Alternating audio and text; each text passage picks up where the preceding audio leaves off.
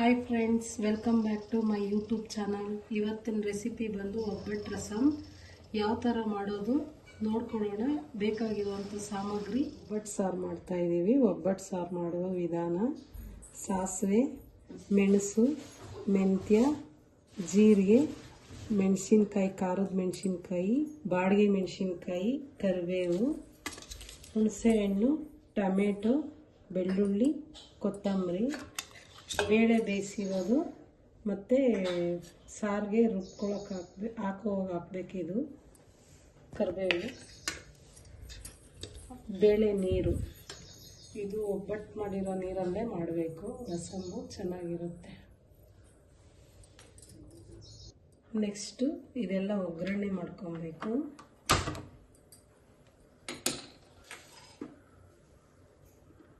ಎಣ್ಣೆ ಹಾಕ್ಕೊಳ್ರಿ.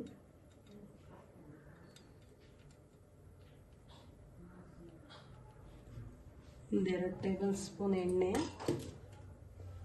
ಚೆನ್ನಾಗಿ ಕಾಯಲಿ. ಅದು ಎಣ್ಣೆ ಕಾಯ್ದಿದೆ. ಸಾಸಿವೆ ಹಾಕ್ಕೊಳ್ಳಿ ಫಸ್ಟು. ಆಮೇಲೆ ಅದು ಚಿಟಪಟ ಅಂತ ಇದೆ. ಸ್ವಲ್ಪ ಮೆಣಸು ಹಾಕಿ,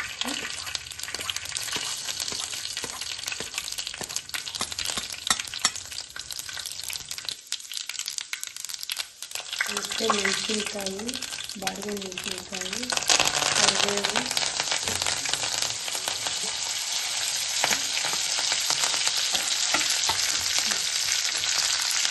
ಬೆಳ್ಳುಳ್ಳಿ ಹಾಕ್ತೀವಿ.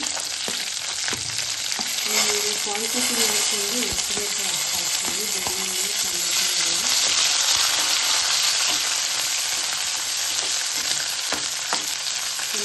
ಚೆನ್ನಾಗಿದೆ. ಶೇಂಗಾಯಿ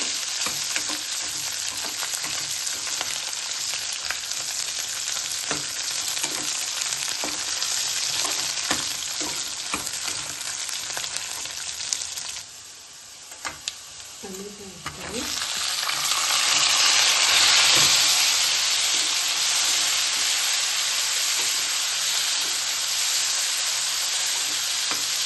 ಟೊಮೆಟೊ ಹಾಕಿದ್ಮೇಲೆ ಮೆತ್ತಗಾಗಿದೆ. ಟೊಮೆಟೊ ಮೆತ್ತಗಾದ್ಮೇಲೆ ಇದು ಮೆಣಸು, ಜೀರಿಗೆ ಎಲ್ಲ ಹಾಕ್ಕೊಂಡು ಸ್ವಲ್ಪ ಹೊತ್ತು ಫ್ರೈ ಮಾಡ್ಕೊಳ್ಳಿ.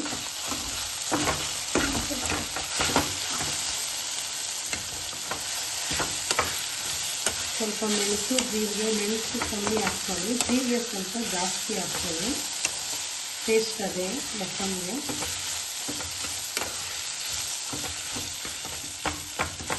ಆಮೇಲೆ ಸ್ವಲ್ಪ ಹುಣಸೆಹಣ್ಣು ಹಾಕ್ಕೊಳ್ಳಿ. ಕ್ವಾಂಟಿಟಿ ನೋಡಿಕೊಂಡು ನಿಮ್ಗೆ ಎಷ್ಟು ಬೇಕೋ ಅಷ್ಟು ಹುಣಸೆಹಣ್ಣು ಹಾಕ್ಕೊಳ್ಳಿ.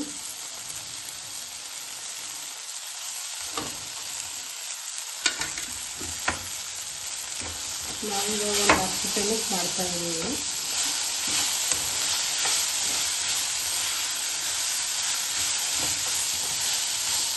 ಇದೆಲ್ಲ ಹುರ್ಕೊಂಡಿದ್ದಾದ್ಮೇಲೆ ಆಫ್ ಮಾಡಿ ಇದು ತಣ್ಣಗಾಗಕ್ಕೆ ಬಿಡಿ.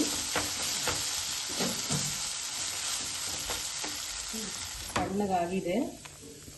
ಮಿಕ್ಸಿಗೆ ಹಾಕ್ಕೊಂಡು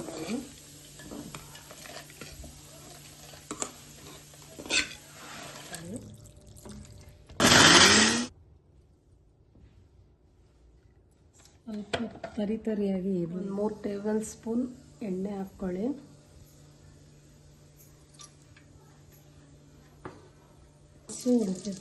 ಅರ್ಧ ಟೇಬಲ್ ಸ್ಪೂನ್ ಹಾಕ್ಕೊಳ್ಳಿ.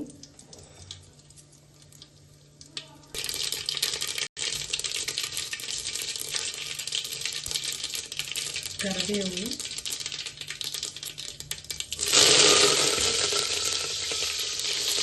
ಹುರ್ಕಿರಲ್ಲ ಅದನ್ನು ಹಾಕ್ಕೊಂಡು ಸ್ವಲ್ಪ ಎಣ್ಣೆಯಲ್ಲಿ ಫ್ರೈ ಮಾಡ್ಕೊಂಡು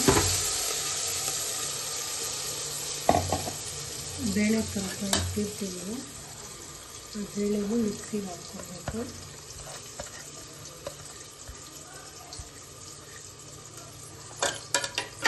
ಎಣ್ಣೆಯಲ್ಲಿ ಚೆನ್ನಾಗಿ ಫ್ರೈ ಮಾಡ್ಕೊಳ್ಳೋದು.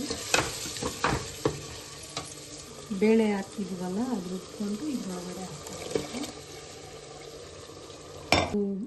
ಬೇಳೆ ಬೇಯಿಸಿರ್ತೀವಲ್ಲ ಅದೇ ನೀರೇ ಇದು. ಬೇರೆ ನೀರು ಹಾಕಿದ್ರೆ ಚೆನ್ನಾಗಿರೋದಿಲ್ಲ. ಇದೇ ನೀರೇ ಹಾಕಬೇಕು, ತುಂಬ ಚೆನ್ನಾಗಿರುತ್ತೆ.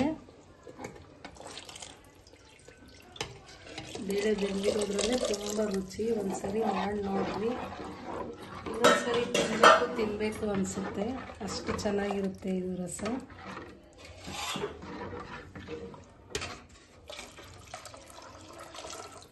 ನಿಮ್ಗೆ ಎಷ್ಟು ಬೇಕೋ ಅಷ್ಟು ನೋಡಿಕೊಂಡು ನೀರು ಹಾಕ್ಕೊಳ್ಳಿ.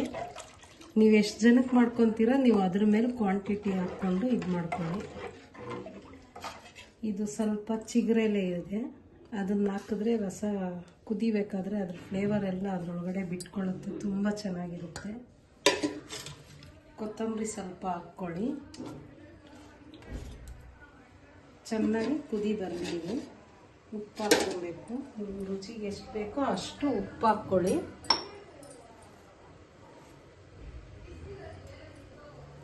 ನಿಮ್ಮ ರುಚಿಗೆ ಅನುಗುಣವಾಗಿ ಹಾಕ್ಕೊಳ್ಳಿ ಉಪ್ಪು.